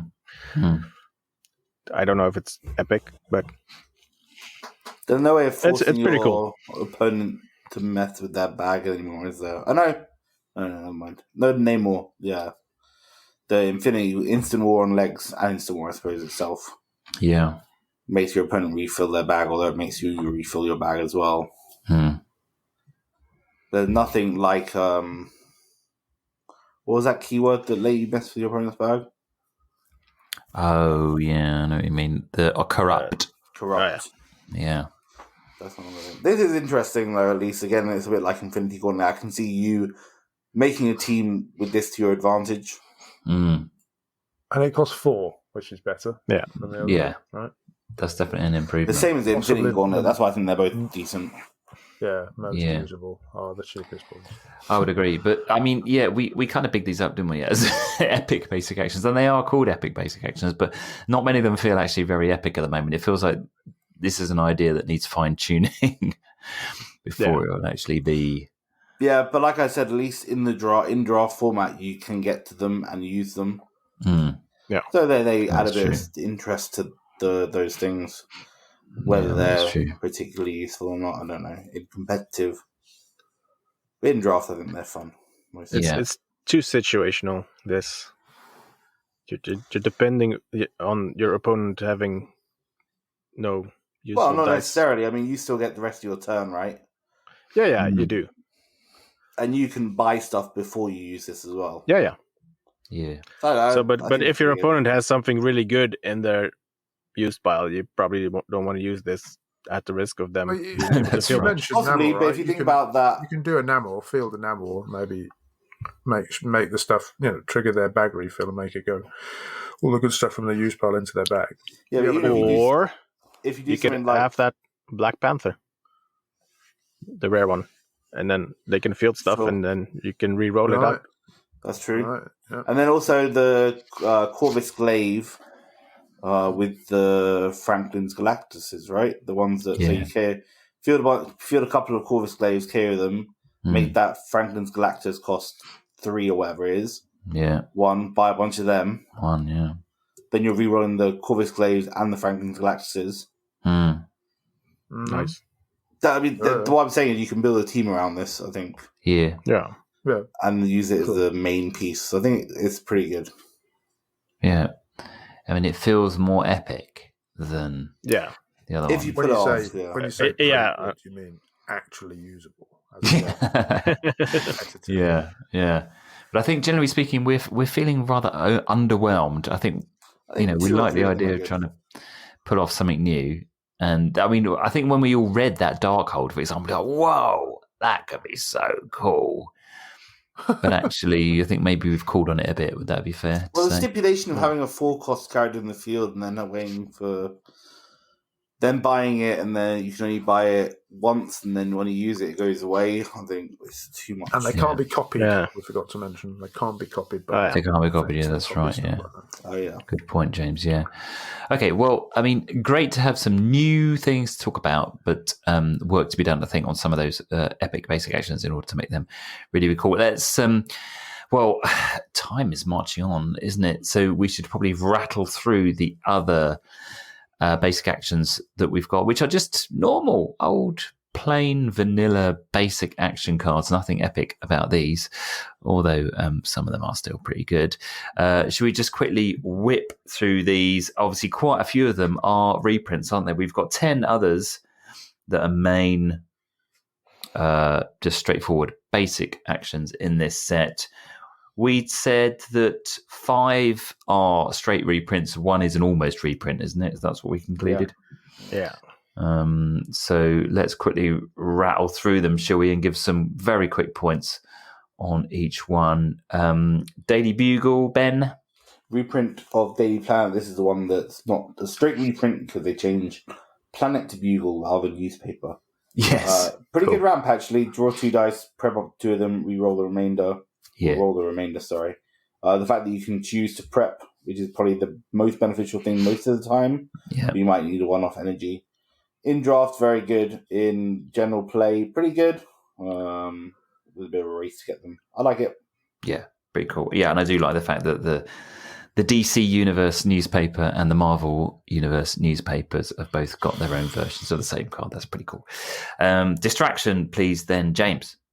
Oh, no. That's not the card for me. Distraction. Target opponent chooses 2 of their character dice. They cannot block this turn, which in itself is not bad at all, but you hardly ever see it used for that. It's mostly vulnerable.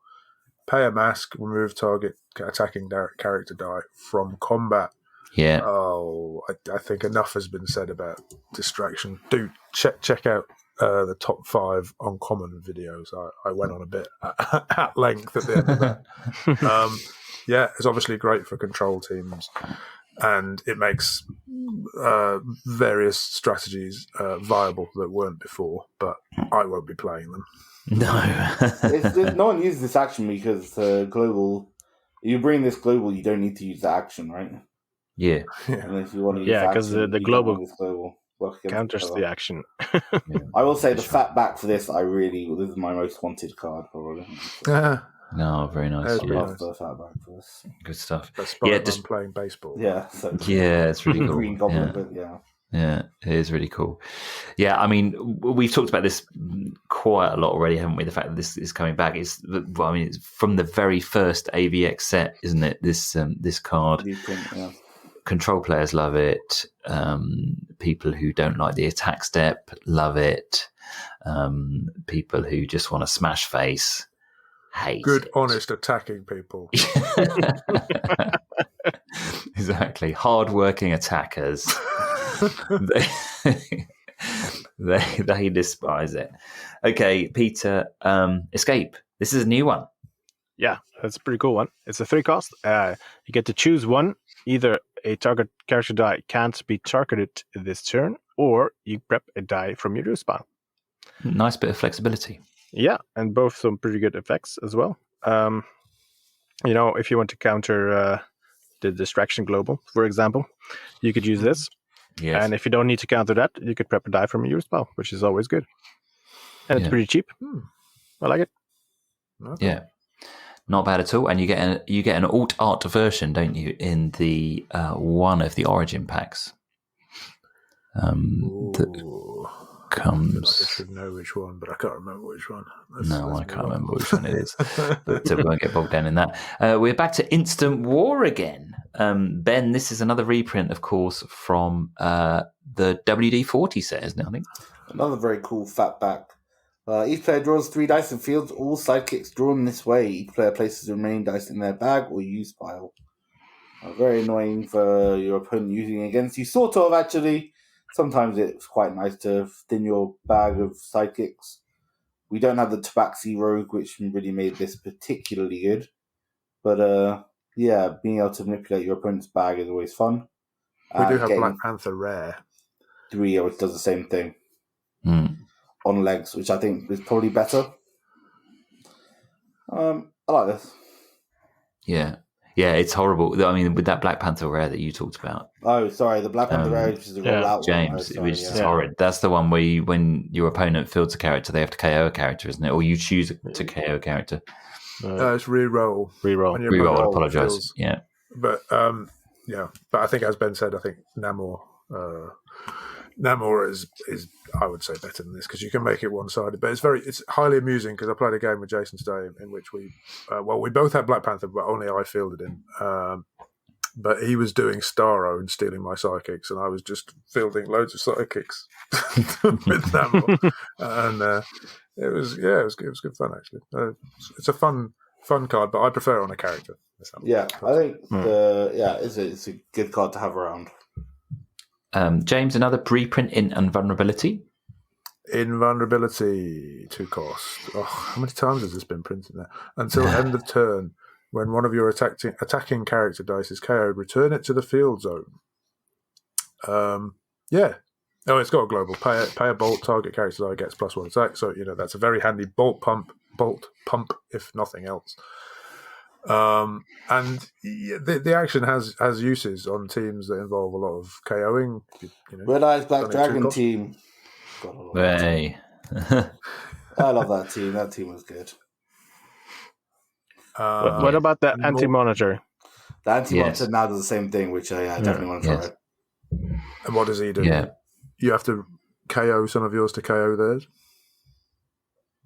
Exactly. Yeah, when you attack, you KO something. You KO as many characters as you want. For each character you KO, they have to KO someone. Yeah. Or you get to KO one of their things. The only proviso is that when they return to the field zone, they're no longer attacking, so you don't get that. Yeah. But otherwise, it's pretty good on a team built for it. But even if the team's not built for it, the pump global's pretty good. Oh, it's good. And 3 times it's been printed. Right. Seems like more, but it was quite recently, wasn't it? It was in one of the... I can't remember. The X-Men Forever. There you go. Yeah. No, it's back again. It's so you play, won't it? Partly because of the pump. I like it. I'm going to play with anti-monitor for sure. Yeah, definitely. Okay, Peter, Locked in Combat is a sort of new one, but not quite. It's a 3 cost. Reads, target a character die from each player's field zone and set them aside until end of turn. Mm-hmm. And then when they return to the field zone, deal each 2 damage. Yes. So it's a nice bit of temporary removal.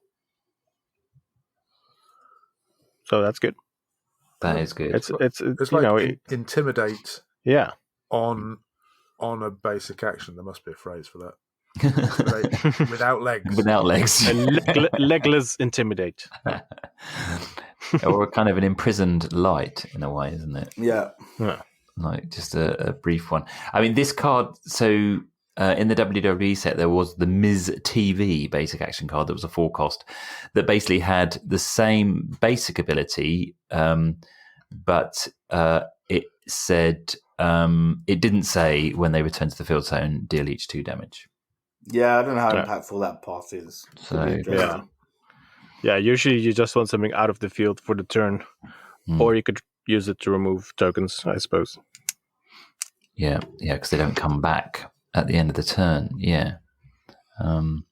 So it's kind of interesting. Not sure whether that'll see huge amounts of play. Pirate Broadcast. Well, I mean, this again is a new-ish one, but slightly different from a previous version. Ben, I think it's your go. This has a lot of stuff. Okay. 3-cost. Cancel any persistent global ability effects. Neither player may use global abilities until the end of turn. Prep a die from your bag. Oh. There's Nefarious Broadcast with an extra prep ability. Yes. And an extra. And then global. Yeah. 1 generic. Target global ability cannot be used until the start of your next turn. Use this global ability only once per turn. Yes. So this is the Blackbird global. Yeah, that's right. Yeah. Which is was a very kind of interesting way of getting around distraction or magic missile. It led to a little bit of a mini game where people would pay a generic to turn off the Blackbird global. Yes. So they had control of it, which is kind of a weird thing. Like you would turn off the Blackbird global, so your opponent couldn't turn off the Blackbird global. Yeah. And then until you're ready to not turn the Blackbird global. Yeah, it was very interesting. It's crazy. I remember a particular game against you where you had the storm. I can't remember exactly how that worked. The Cosmic Cube Storm, I feel like. It was, yeah. Cosmic Cube Storm Team. Yeah, we played in. I think it was Gaming versus Cancer in Southampton, wasn't it? Yeah, that was an interesting back and forth. Yeah. You can just get around it by buying the action itself, though. Yeah, that's right. Yeah. Just cancel a lot. Yeah, this is really interesting, isn't it? It's kind of Nefarious Broadcast Redux, isn't it, really? Yeah. Slightly more expensive, isn't it? Because Nefarious Broadcast is 2, correct? Yeah. Whereas But you get 3, a prep. But you get a prep, yeah. So I think most people would be quite happy with that trade-off. And non-conditional prep as well, because there's a different sentence, which is good. Yeah. So again, you imagine this will be one that sees quite a lot of play, as I think probably the next one will. Shocking Grasp. It's a return of an old friend, James. Oh, it's a 2-cost, and it says deal 1 damage to target character die. If that character die is KO'd by this damage, you may prep this die. So it's the converse of Thrown Brick, which has you do 1 damage and prep it if that character die was not KO'd. Yes. This is a bit of, you actually want to remove stuff with it. And you can do it to your own dice, so you can KO your own sidekick and thereby prep 2 dice. It's 2-cost, and it's got a very high chance of coming back, or at least having an opportunity to roll it next turn, which makes it useful for any sort of strategy which requires action dice on a regular basis, of which there have been a few, none of which I've liked. But no. We've talked about quite a lot, haven't we, in this set of things that require to tee off basic actions, because Shocking Grasp has been mentioned a lot. Doctor Strange, I think, was in there. I don't know what else there was. We had some today, didn't we? I do feel like this card wasn't really considered great until Thrown Brick, and then people saw how good Thrown Brick was and were like, oh, Shocking Grasp is kind of a similar thing. The fact that this doesn't prep another die, but whereas Thrown Brick preps a die from your bag that could trigger a bag reset as well, made it stronger, and I wish that was also back. But I'd always liked Shocking Grasp. I think it's interesting. Yeah. Yes. Yeah, I'd definitely say, Thrown Brick is stronger, isn't it? Because it's got that more repeatable sort of prep power as well, which is good. And ideally, you generally don't want to be knocking out your own sidekicks that much, do you? Really? Because you. No, sometimes you do. Yeah. Sometimes with the rare apocalypse or something like that. Was this on your Storm Proto Attune team, Spoke, that I stole from you? Yeah. Before we were even friends, James. I did write. I credited you. You did. That was yeah. the team we were just talking about, Southampton. Wasn't That's right. Yeah. Yeah, I was That just thinking. yeah. It probably was. Yeah. It's like that one. Storm from which set? From Deadpool? it? Deadpool. Yeah. Blimey. Back That when a was- tune wasn't quite a thing. No. Yeah. That's right. Yeah. The OG rare cosmic cube was broken team. Yeah, it was. Yeah, it was horrid. Good stuff. Yeah, so that's Shocking Grasp. This is our final new one, I think, now, isn't it? The Onda, Peter. Yes, it's a forecast. It says reroll 2 target character dice and also gain 1 life. Yeah, not bad. Pretty cool. Rerolling 2 target character dice, that's pretty strong. Yeah. Gaining life, 1 life, that they could have left that off, but might be that 1 life that you need to win the game. Yeah. It's 1 extra life you can pay for the Darkhold, I suppose. But no, it's all about the rerolling, and that is pretty strong. Yes, it's interesting that this is I don't recall much of this sort of an ability being on a basic action previously. No, reroll something. Removal of this ilk, yeah, in a basic action. I mean, in a character dice, we've seen it loads, but not so much on a basic action. So it's interesting that you give your opponent access to it as well. I like it. Yeah, it's very good. Yeah. It can't be blanked. It's removal that can't be blanked, which is always decent. Yeah. Yeah. No, it's a good one, and we can't quite end on that because there is one final reprint to talk about, so that we can say we've discussed every single card in the Secret Wars set. Ben, it's Wallop. Yeah, 4 cost. KO's target level 1 character die or double burst. Instead, KO target level 1 or level 2 character die. Very generous of them. More interestingly, has the global. You pay a fist. Target block character die deals no damage. So it's a bit of overcrush protection, for which you don't really need in draft. There are a few cards with overcrush. But yeah, this is okay. The global is pretty strong. It might protect you against Phoenix Force Cyclops or Rare Dark Phoenix. That's true. When you in the opposite, if you attack them and they block with the Phoenix Force Cyclops, you can say your character does no damage. Yeah.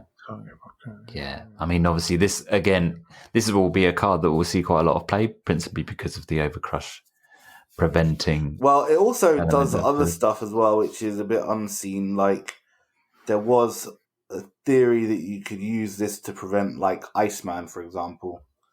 If Iceman attacked, he deals no damage. He would deal no damage. Yeah. So it's not just overcrushing damage; it's any kind of direct damage that card might produce. Yeah. Although Then they just don't attack with Iceman. Yeah.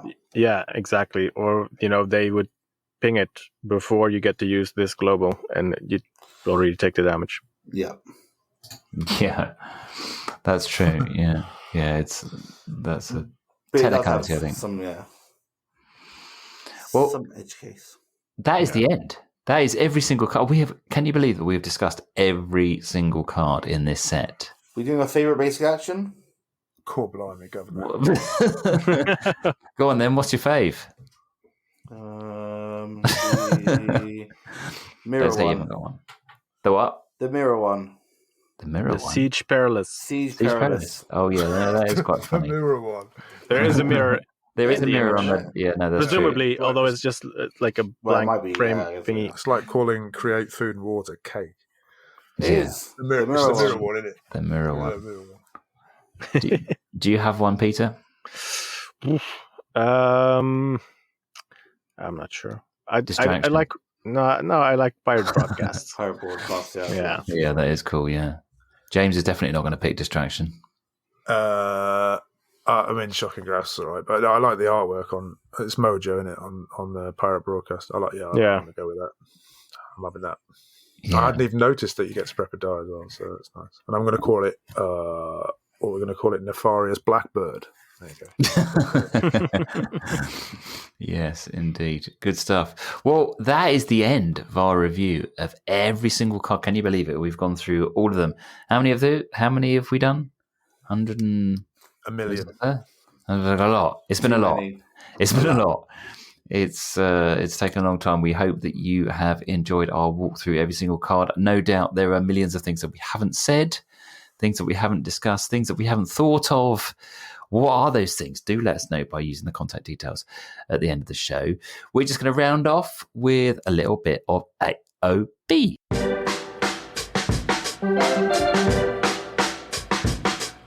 The first bit of AOB, James, is a correction, is it not? Just based on something that we spoke about in a previous episode of the podcast. We've had a listener get in touch and said that something that we said about the Arch Nemesis Global, I think, was not quite accurate. James, do you want to just quickly give the lowdown on that? I can sum this up succinctly. We were talking about the rare Doctor Doom, or whatever it is, God Emperor Doom. God Emperor, yes. Who makes a character, a pre-selected character, their attack 0 at the start of the attack step.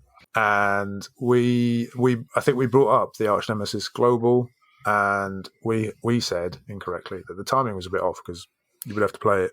You'd have to play it in the main step, global step, and we said that wouldn't work, but it will, basically, because Nick has written in. Nick, hello. Jackalope Spam Nick has written in to say that Arch Nemesis basically functions as a persistent global, so it doesn't just swap the stats when you do it, but they basically track any future changes to the die. So if the die gets spun up or down, or subsequently gets flipped, gets reduced. Sorry, not flipped, but reduced in some way. The attack and defense stay the same to reflect that.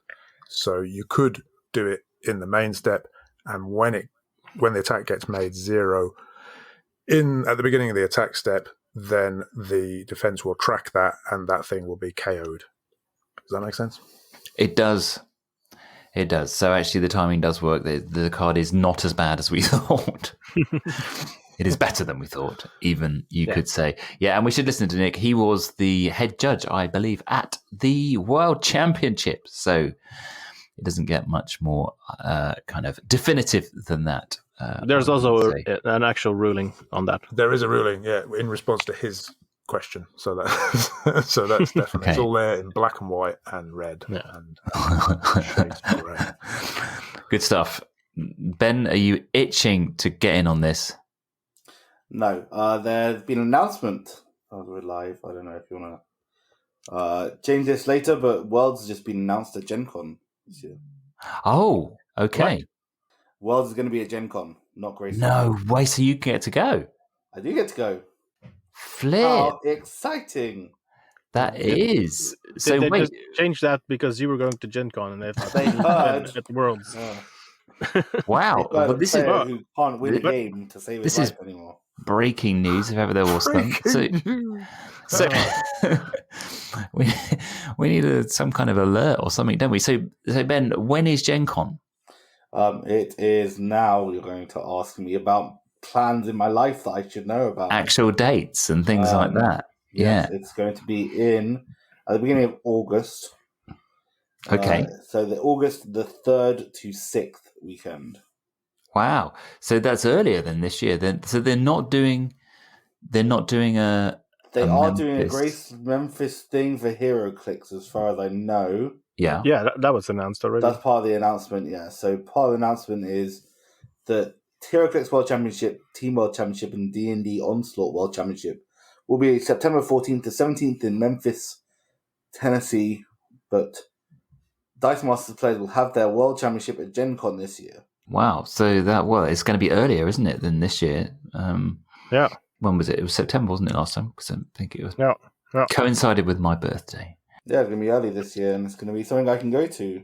Wow, Interesting. exciting Cool. times. So that's cool. Well. Hopefully it's a one-day event and not a bunch of different events. That is breaking news. So Gen Con is in Indiana, is it not? Indiana, yes. The Sooner State. No, it's not the Sooner State. It's the Crossroads of America. That's what their slogan is. Nice. A Okay. lovely place. I went to university there. Yeah. Already. Oh, very good. Well, you can return and have another bid at because obviously you are in your absence, it's a bit like a prize fight not being able to defend their title. Yeah, but I've been pretty terrible at Dice Masters for a year now. Well, you have to sharpen your game up before practice. You go.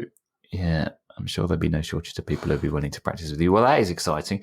So, yeah, look out for, Dice Masters World Championships. Super exciting for anybody who's in easy reach of Indiana in August. Who's going to be going? Who's going to be playing? What's going to be going on? What's even going to be in the card pool at that point? Who knows? Also, it's a bit late notice. Well, it's very late notice for people who haven't booked the accommodation and stuff, because accommodation is pretty competitive because there's not a lot of accommodation. There's going to be a lot of board gamers. Yeah. For anybody who doesn't know, Gen Con is what, the third biggest gaming? Second biggest. Is it second biggest? It's bigger than UK Games Expo, is it? Much, much, much bigger, yeah. Oh, is it? Okay. It's the size of Essen. Oh, okay. There's 50,000 people, I think. Something like that. I think UK Games Expo have had 50,000. But anyway. No. No, in terms of... okay, yeah. UK Games Expo get about 25, I think. Okay.